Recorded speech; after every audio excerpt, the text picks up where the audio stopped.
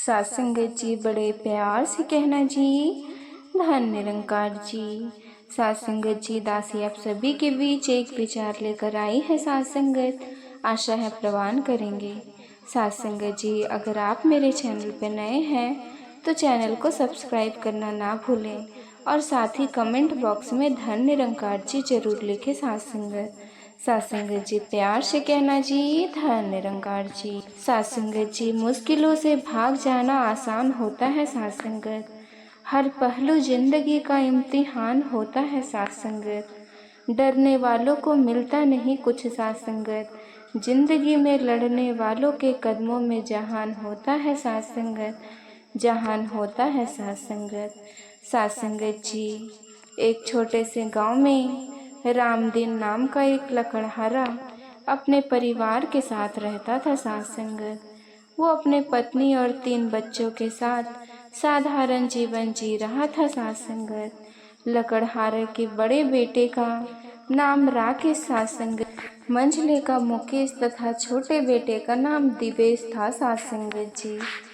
संगत जी राकेश और मुकेश शरीर से हष्ट पुष्ट और दिखने में सुंदर थे। सात संगत जी जिस कारण लकड़हारा और उसकी पत्नी अपने दोनों बड़े बेटों से अधिक प्रेम करते थे। सात संगत जी घर में उनके पसंद का खाना बनता। सात संगत पहनने के लिए उन्हें अच्छे अच्छे कपड़े मिलते। सात संगत और माता पिता उनकी हर इच्छा को पूरा करने की कोशिश करते। सात संगत वहीं दूसरी ओर लकड़हारे का छोटा बेटा जिसका नाम दिवेश था। सात संगत वो शरीर से कमजोर, दुबला पतला और सांवले रंग का एक साधारण सा लड़का था। सात संगत जी इसीलिए उसे कोई प्यार नहीं करता था। सात संगत दिवेश को खाने के लिए सूखी रोटी मिलती और पहनने के लिए फटे पुराने कपड़े। सात संगत जी बड़े भाई उसे अक्सर तंग करते। सात संगत उसका मजाक उड़ाते। सात संगत और उसे नीचा दिखाते थे। सात संगत जी लेकिन सात संगत दिवेश को इस बात से कोई फर्क नहीं पड़ता। सात संगत वो हमेशा अपने आप में मस्त रहता था। सात संगत जी उसने कभी भी अपने माता पिता और भाइयों से कोई शिकायत नहीं की। वो अपने दोनों बड़े बेटे और भाइयों माता पिता से बहुत प्यार करता था। सात संगत उनका हमेशा आदर सम्मान करता। सात संगत जी जो लकड़हारा था वो जंगल से लकड़ी काट कर लाता और बाजार में बेच देता था। सात संगत इसी तरह से उसके घर का खर्चा चल रहा था। एक दिन की बात है। सात संगत लकड़हारा रामदीन बहुत बीमार पड़ गया। सात संगत उसकी बीमारी के कारण जंगल के सात संगत जी लकड़ियां लाना और बाजार में बेचने का काम बंद हो चुका था। सात संगत घर में जो भी पैसा रखा था धीरे धीरे सब तो समाप्त हो गया। सात संगत एक दिन लकड़हारे की पत्नी ने अपने सबसे बड़े बेटे राकेश को बुलाया और कहा, बेटा तुम्हारे पिता की तबीयत खराब होने के कारण घर का खर्चा ठीक से नहीं चल पा रहा है, इसीलिए अब तुम्हें जंगल में जाकर लकड़ियां काटकर बाजार में बेचना होगा। सात संगत जी ताकि घर का खर्चा चलता रहे। सात संगत और तुम्हारे का पिता का इलाज भी होता रहे। सात संगत जी आगे माँ ने अपने बेटे से कहा, बेटा मुझे पूरा विश्वास है कि इस कठिन समय में तुम अपने परिवार का साथ दोगे।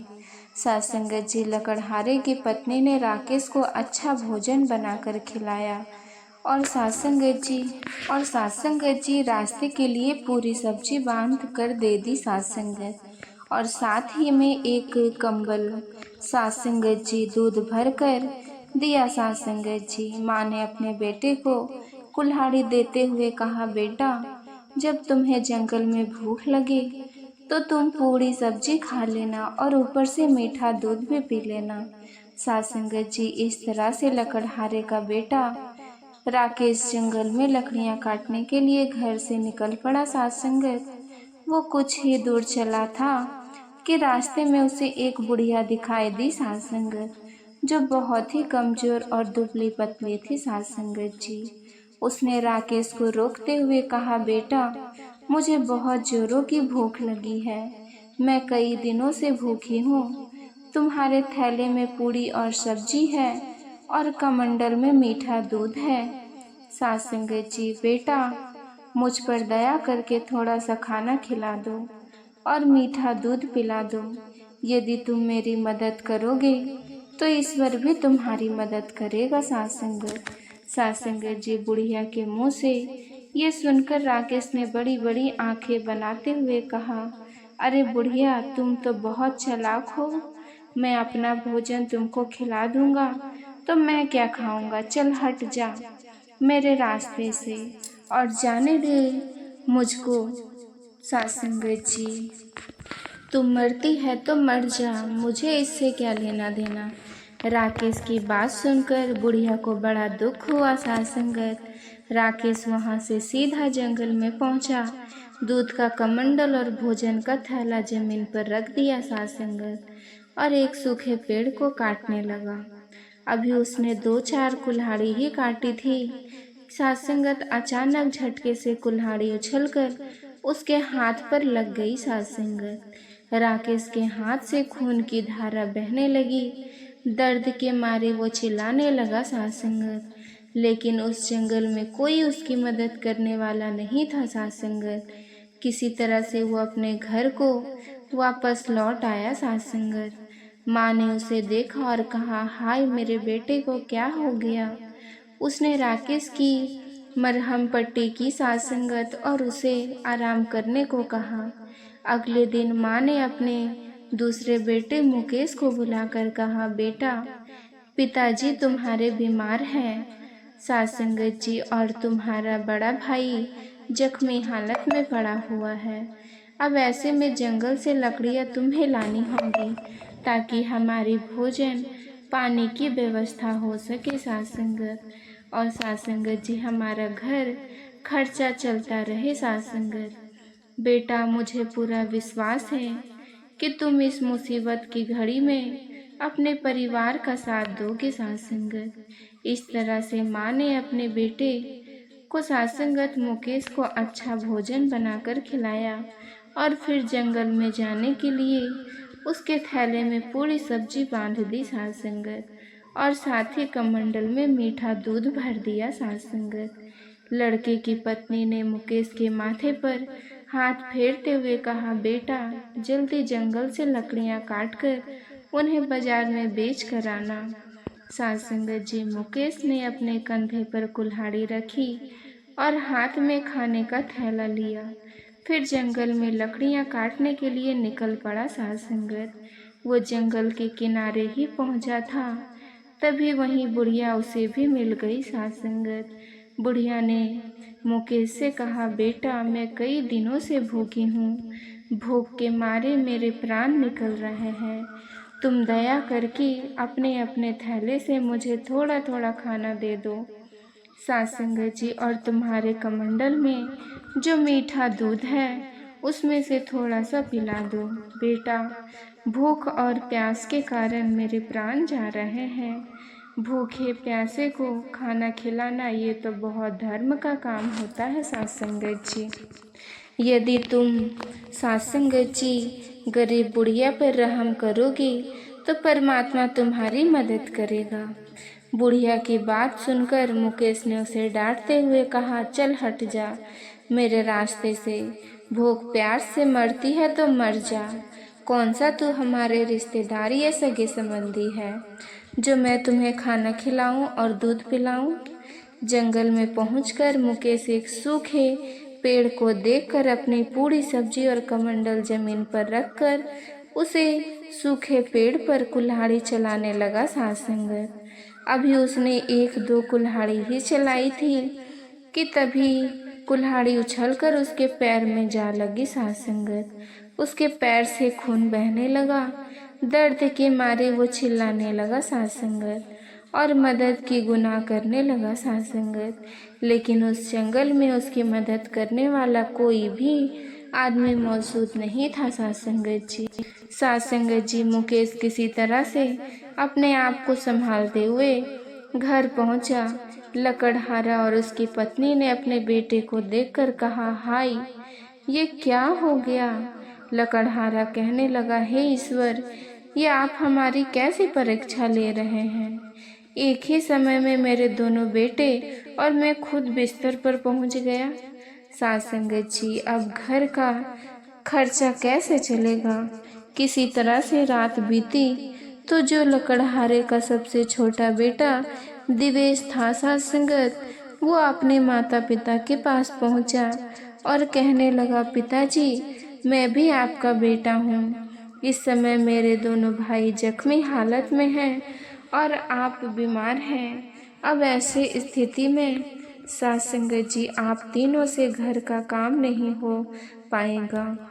यदि आप मुझे इजाज़त दे तो मैं जंगल से लकड़ियाँ काटकर बाजार में बेच आऊँ। साथ संगत जी, देवेश की बात सुनकर उसके माता पिता हंसने लगे और कहने लगे, अरे बेवकूफ़, जंगल से लकड़ियाँ काट कर लाना कोई आसान काम नहीं है।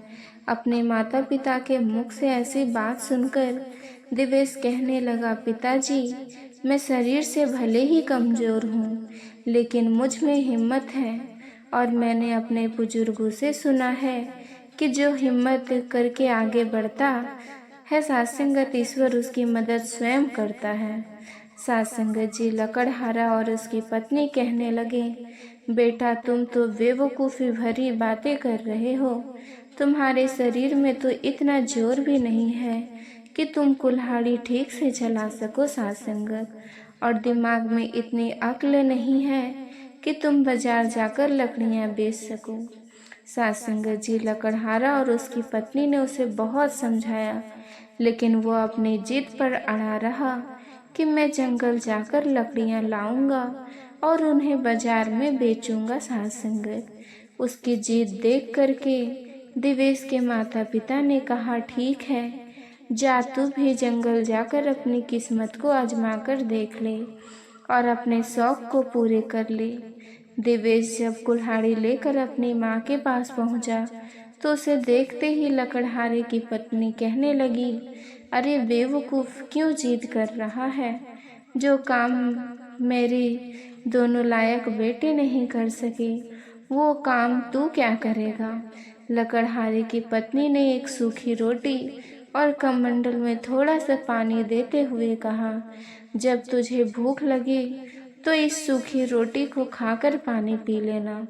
इससे ज़्यादा तुझे और क्या ही चाहिए, तेरा पेट इसी में भर जाएगा। साथ संगत जी, माँ ने जहाँ अपने दोनों बेटे, बड़े बेटे और राकेश और मुकेश के लिए पूरी सब्जी और मीठा दूध देकर जंगल भेजा था, वहीं देवेश को एक सूखी रोटी और पानी देकर जंगल भेज दिया। साथ संगत जी, देवेश बहुत खुश था। वो एक हाथ में सूखी रोटी और पानी लिए हुए था, दूसरे हाथ से कंधे पर रखी हुई कुल्हाड़ी को पकड़े चला जा रहा था।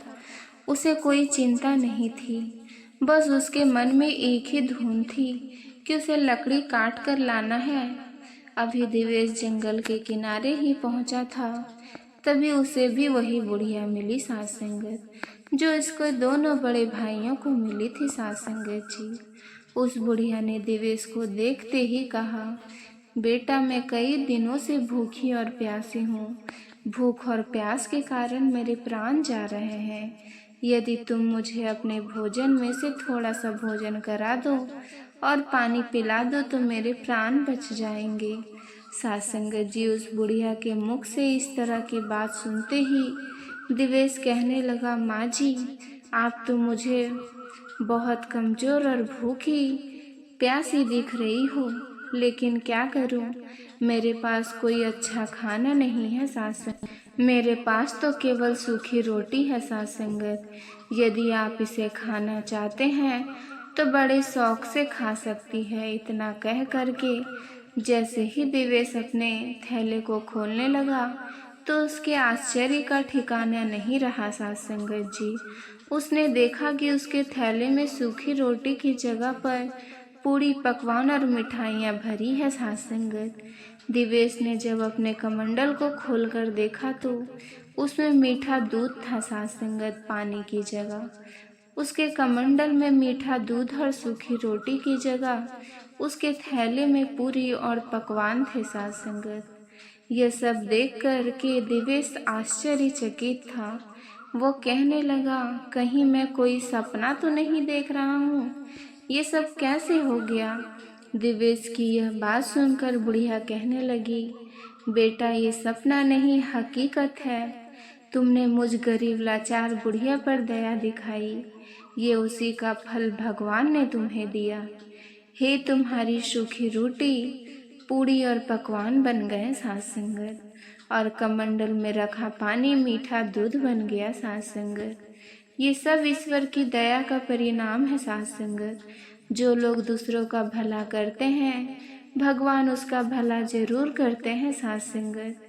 दिवेश उस बुढ़िया को खाना खिला करके जब जंगल की ओर जाने लगा तो बुढ़िया कहने लगी, बेटा मैं बहुत भूखी थी और तुमने मुझे खाना खिलाया, इसके लिए मैं तुम्हें कुछ देना चाहती हूँ, आओ मेरे साथ। इतना कहकर बुढ़िया दिवेश को साथ में लेकर चलने लगी। एक पेड़ के पास पहुंचकर बुढ़िया ने कहा, बेटा जब मैं चली जाऊं तब इस पेड़ को काट देना, तो तुम्हें एक ऐसी चीज मिलेगी जो तुमने इससे पहले कभी नहीं देखी होगी साथ संगत। साथ संगत जी, वो चीज़ तुम्हारे बहुत काम आएगी और हो सकता है कि इस चीज़ के कारण तुम्हारी किस्मत बदल जाए साथ संगत जी। इतना कहकर वो बुढ़िया वहाँ से चली गई। साथ संगत जी, दिवेश बहुत खुश था। जब वो बुढ़िया दिवेश की नज़रों से ओझल हो गई तो उसने कुल्हाड़ी के दोनों हाथों से पकड़ा और उस पेड़ पर जोर जोर से वार करने लगा। वो दुबला पतला कमजोर सा था, लेकिन उसने हिम्मत नहीं हारी। वो जोर जोर से पेड़ पर कुल्हाड़ी चलाता रहा।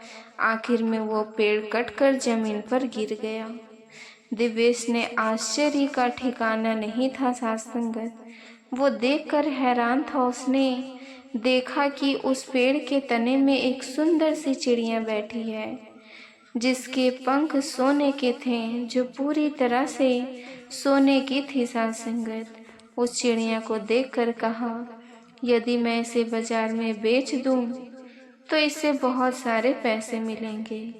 इससे तो सच में हमारी किस्मत बदल जाएगी और हम अमीर हो जाएंगे साथ संगत। हमारे माँ बाप को जंगल से लकड़ियाँ काट करके बेचना नहीं पड़ेगा। और यही विचार करके दिवेश ने उस सोने की चिड़िया को उठा लिया और उसे बेचने के लिए शहर जाने लगा साथ संगत।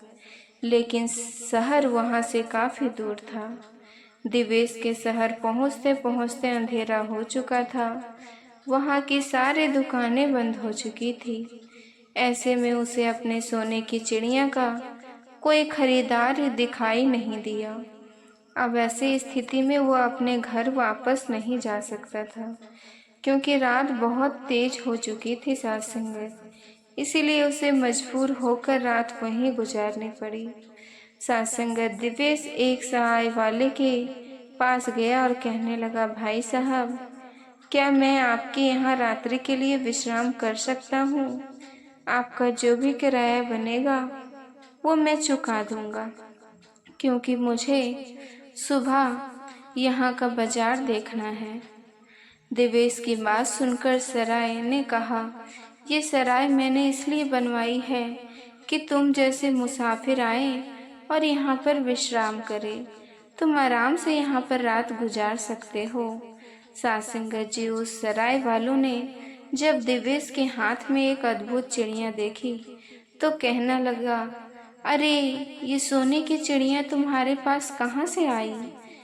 इसके तो सारे पंख सोने के हैं। कितनी सुंदर चिड़िया हैं। ऐसी अद्भुत चिड़िया मैंने अपने जीवन में कभी नहीं देखी। मैं अपनी बेटियों को बुलाकर लाता हूँ और इस अद्भुत चिड़िया को दिखाता हूँ। मेरी तीनों बेटियां इस सोने की चिड़िया को देखकर बहुत प्रसन्न हो जाएगी। वो सराय वाला तुरंत ही अपने तीनों बेटियों को बुलाकर लाया और कहने लगा, देखो ये सोने की चिड़िया कितनी सुंदर है।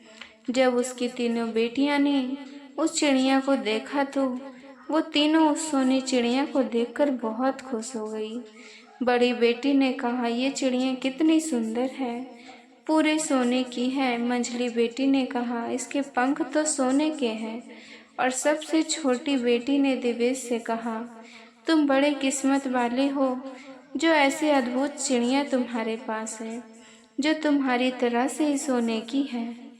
इस तरह तीनों बेटियां सोने की चिड़िया देखने के बाद उसकी तारीफ करते हुए वापस चली गई सासंगत। इधर दिवेश की सराय में ठहरा हुआ था। वहां के मालिक से बात करने के बाद दिवेश और सराय का मालिक अपने अपने कमरे में सोने के लिए चले गए। लेकिन दिवेश उस सोने की चिड़िया को वहीं बरामदे में रखकर अपने कमरे में जाकर लेट गया। दिवेश काफी थक चुका था, इसीलिए उसे लेटते ही नींद आ गई और वो गहरी नींद में सो गया सासंगत।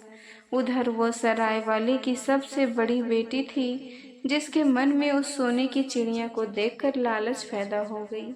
वो सोचने लगी, यदि मैं इसके पंख को नोच लूं तो उस पर कोई फर्क नहीं पड़ेगा।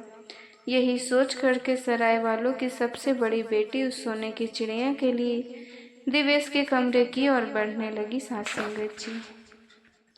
तभी उसकी नज़र बरामदे में रखी सोने की चिड़िया के ऊपर चली गई, जिसे देखकर वो खुशी से उछल पड़ी और उसे उठाने के लिए जो आगे बढ़ी। जैसे ही वो चिड़िया के पंख नोचने के लिए अपने हाथ को आगे बढ़ाती है सासंगत, उसके उस हाथ चिड़िया से चिपक जाती है। वो बहुत प्रयत्न करती है सासंगत, लेकिन अपने हाथ उस चिड़िया से नहीं छोड़ा पाती और घबरा कर अपनी छोटी बहन को बुलाने लगती है सासंगत। सासंगत जी, इसीलिए किसी के पीठ पीछे सासंगत जी किसी का बुरा नहीं करना चाहिए सासंगत जी, बल्कि जो हमारे पास है सासंगत जी उसी में खुश रहना चाहिए सासंगत जी।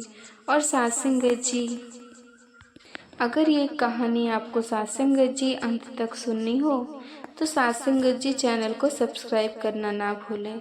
सासंगत जी प्यार से कहना जी, धन निरंकार जी।